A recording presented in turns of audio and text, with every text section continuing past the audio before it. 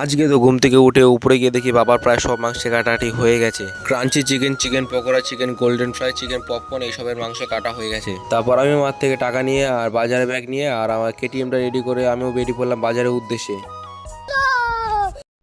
আজকে আমরা গেছিলাম 2 নম্বর বাজারে আমাদের প্রয়োজনীয় মতো সবজি বাজারগুলো করতে। তারপর একে একে আমরা আমাদের প্রয়োজনীয় মতো টমেটো, শসা, গাজর এসব আমরা আমাদের ব্যাগে ভরে নিলাম।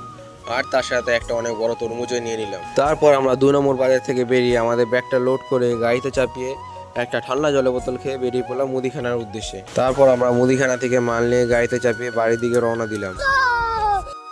আমি বাড়িতে এসে এটা দেখে তো অবাক হয়ে গেলাম যে এই কিছুক্ষণের মধ্যে নাকি বাবার সব মাংসগুলো ম্যারিনেট হয়ে গেছে। চিকেন ড্রামস্টিক থেকে শুরু করে ক্রিস্পি চিকেন এই সব কিছু ম্যারিনেট করা হয়ে গেছে।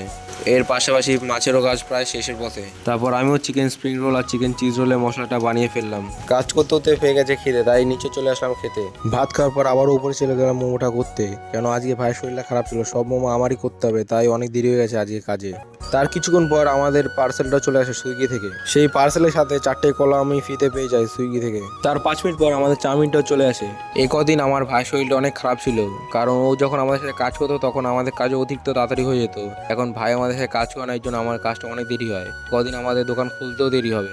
এর পাশাপাশি এত গরম পড়ার জন্য আমাদের দোকানে এখন থেকে জলও আমরা রাখি।